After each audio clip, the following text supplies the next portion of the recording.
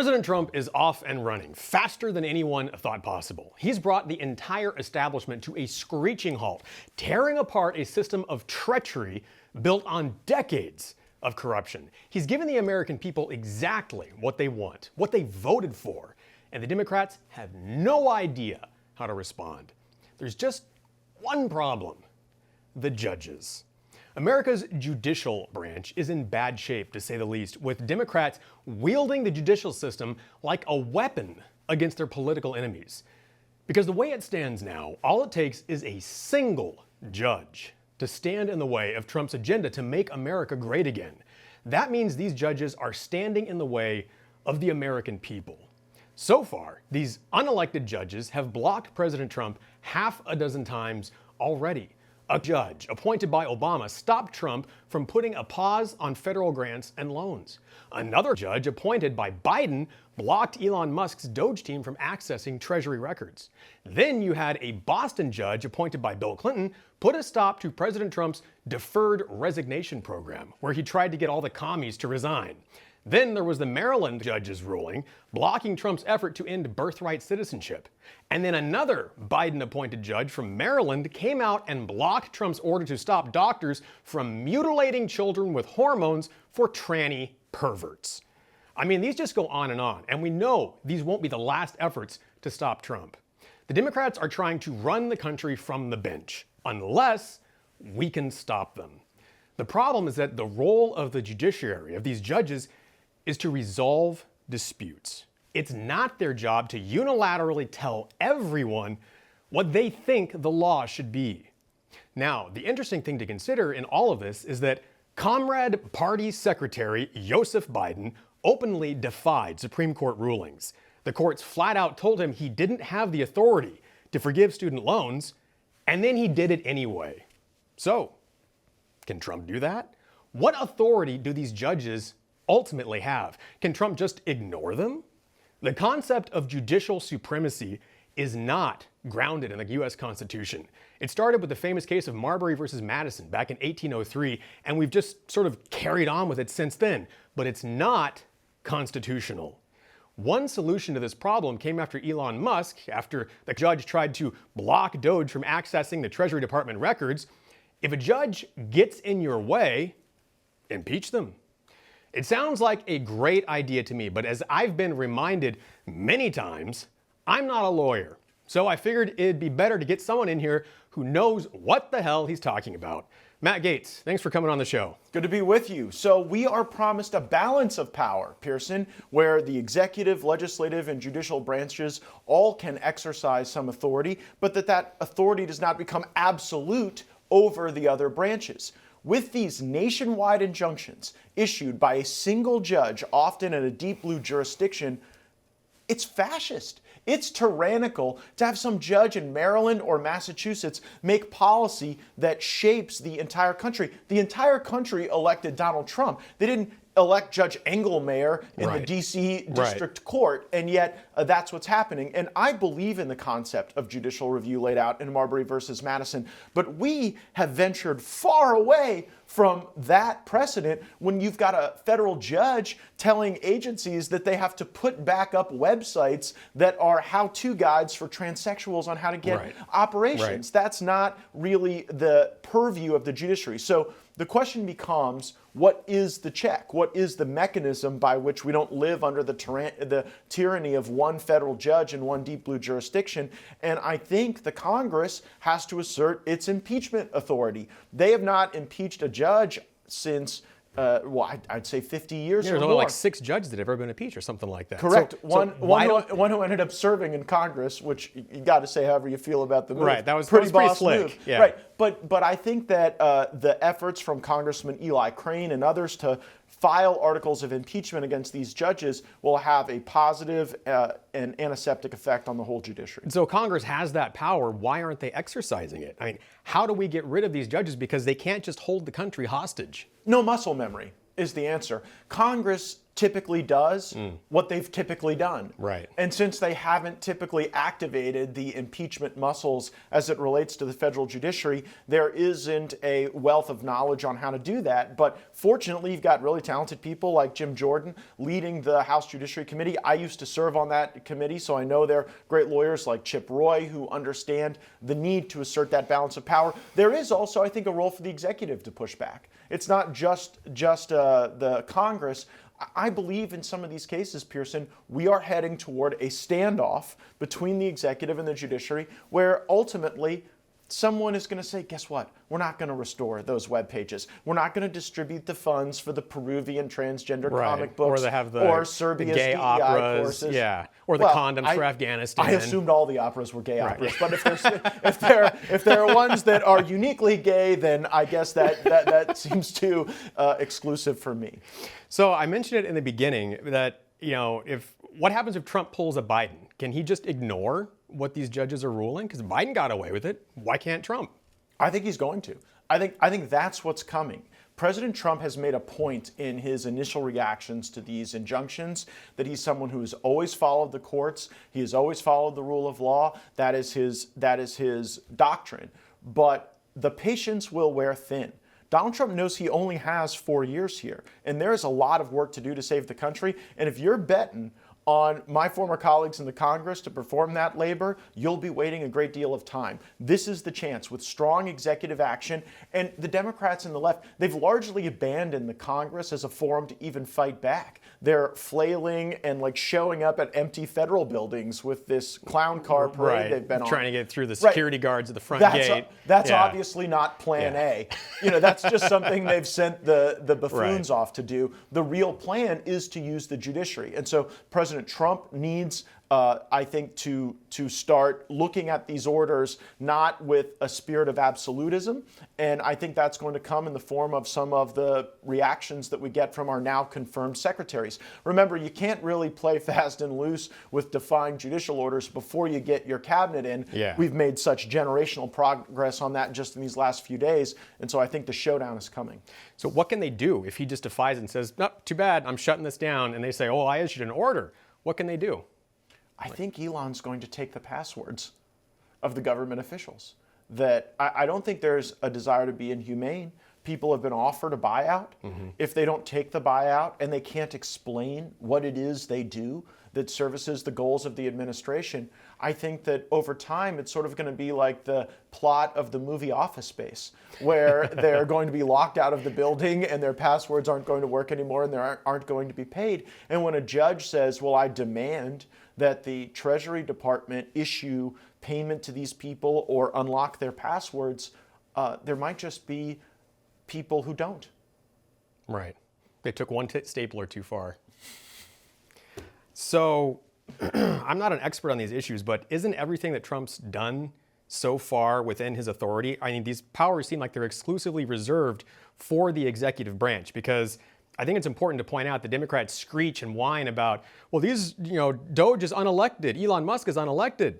You know who else is unelected?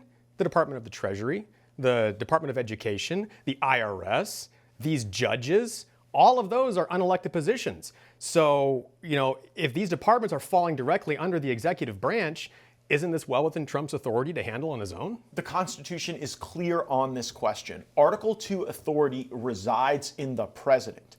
And that authority, the president delegates to his agency heads, to his cabinet secretaries, to be able to execute that presidential authority. But the authority doesn't belong to Judge Engelmeyer in the D.C. courts to tell the administration how to run the executive branch. This isn't some interface beyond the confines of presidential power. It is fully housed within that, and that's why I think that these orders are so bizarre and unconstitutional. You mentioned the Department of Education. I look at the Department of Education as explicitly unconstitutional because the 10th Amendment reserves those powers to the states and the people. It does not repose that in the federal government. And so I see President Trump as a great vanguard of the Constitution, though in the media expect them to refer to him as a vandal to it, because he's not going to have endless patience for these nationwide injunctions constraining the progress being made. So let's talk about that judicial authority. If a district judge can veto President Trump's orders, can a district judge also veto laws? Can they convene Congress? Can they order Congress to pass a law or make treaties? Like, where does their authority end?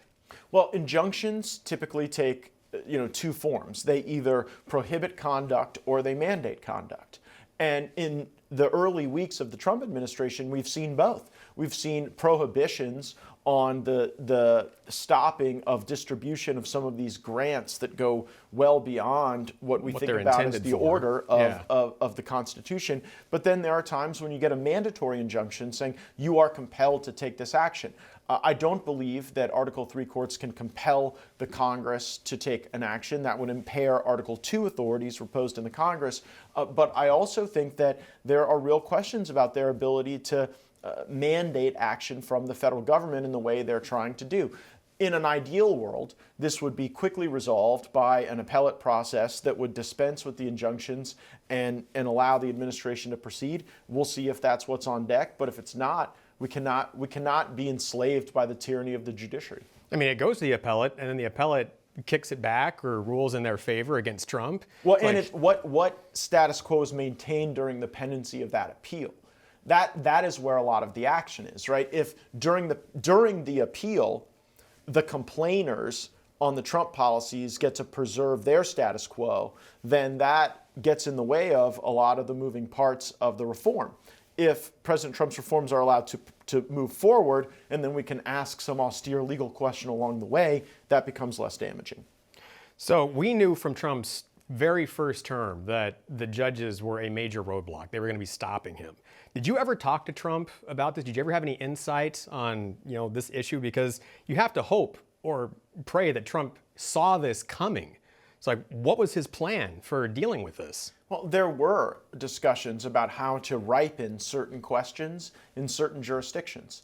Just like the left forum shops for the most liberal places, right. Yeah, that's another issue. There would have been an opportunity, potentially, to roll out some of these reforms as pilot projects in jurisdictions where we believe we'd have a more sensible judiciary. That didn't happen. President Trump moves at Trump speed. He moves on Trump time. And the idea of titrating out the greatness of America was unappealing to him in some of those early moments and early discussions in the transition. He said, we've got to go at this. We're not doing a pilot here, a pilot there, so some judge in Texas gets to make a favorable ruling. We are going to blitzkrieg this thing, and I'm going to roll out all these things on day one in the opening weeks. And there were some who said, gosh, Mr. President, you're going to have all these different things going on. Don't you want to do a few at a time so the country can absorb it? No, we need the momentum. It's blitzkrieg, baby. It is the blitzkrieg. That does put you in a position where you've got to have the strategy to go and deal with these judges. I hired the Solicitor General at the Department of Justice, Mr. Sauer, who had been the Solicitor General in Missouri. He'll be the person litigating these questions before the United States Supreme Court. He is an incandescent legal mind, will do a great job. But in the interim, we can't get back to mutilating children because right. One judge, one place thinks it's said, fine. said that was appropriate. Or letting these illegals just pour over the border because you can't stop them. That's inhumane. Right? How come the powers weren't the other way? Like, how come some judge in Florida couldn't have issued a ruling to close the border? That is that's my next question, because I don't really remember during Trump's first term or even right now. During Biden, actually, I don't remember any judges coming out and really putting a stop to this, putting their heels in the ground and saying, Biden, you have to stop this, you have to stop this. There was one or two little instances, but how come we get, all the pussycats and the Democrats get all the lions? Well, who was the funnel point on the federal judiciary during the Trump administration? Who had the say on the speed of confirmations, on whether a confirmation would be viewed with great propriety or not? Mitch McConnell. Right. Mitch McConnell took as his great legacy that he was going to build the federal judiciary with these conservative minds. Unfortunately, they were people in the mold of Mitch McConnell. Yeah, so we ended up with a bunch of turtles who can't get anything done. Well, I would never speak poorly of the turtle down. It's actually a magnificent animal. Resilient. You mentioned you mentioned earlier shopping for judges. That's been a huge problem. How can we stop the Democrats from shopping for judges to get these things passed for themselves? Well, simple.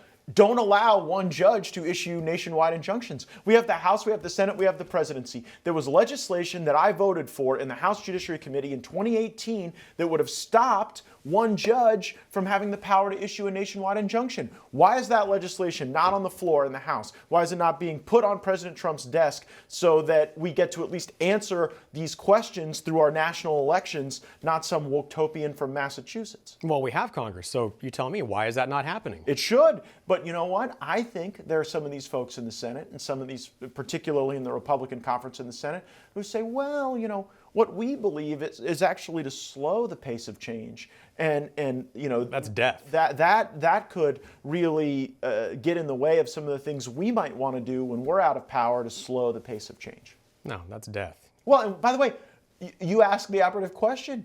If holding all of these seats in the federal judiciary was of such great import that Mitch McConnell sacrificed border policy, sacrificed the deregulatory agenda, he laid it all out so that we could fill all these spots on the judiciary. That's what he used the Senate for when he was majority leader. And what have we got for it? A bunch of judges that did not sufficiently enjoin Biden's conduct and stop the destruction they did to the country for 4 years, while at the same time we're having to endure these nationwide injunctions that may paralyze all of the progress that we're hopeful for. So we have Congress. Do you think, or maybe explain it, is this a difficult process to impeach these judges? Do you think Congress is going to be resistant to this idea? Like, how difficult is this going to get done?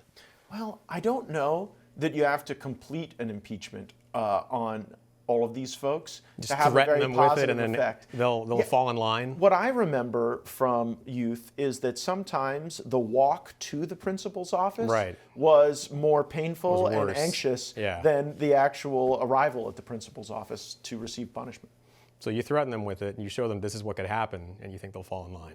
I think if you had a number of these judges who've issued deeply unconstitutional rulings, and you started holding hearings on the standard for impeachment, on what the Founding Fathers thought about with good behavior references to judicial impeachment in the Federalist Papers and beyond, a lot of these judges would say, gosh, I don't really want to be famous in this way. Right. Why don't I constrain my rulings to the actual Constitution and not try to be a policymaker? But do you think the people in Congress right now would be resistant to the idea? Do you think they'd push back on Trump if he tried to get these people impeached?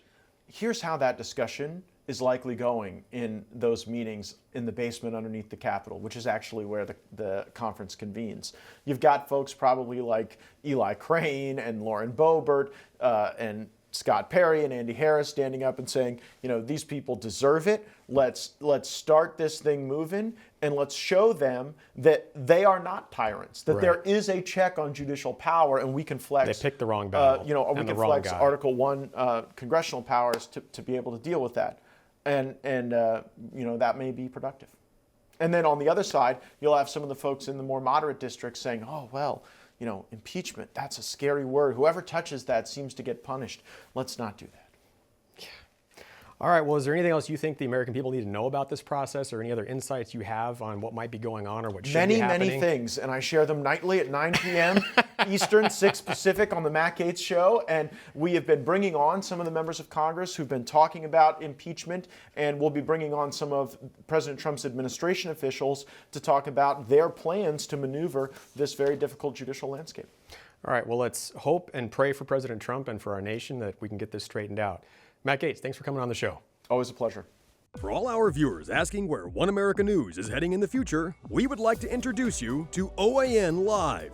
OAN Live is the best way to stay up to date on all of the hard-hitting, straight-shooting, national and international headlines. And the best part is, OAN Live is only $4.99 per month.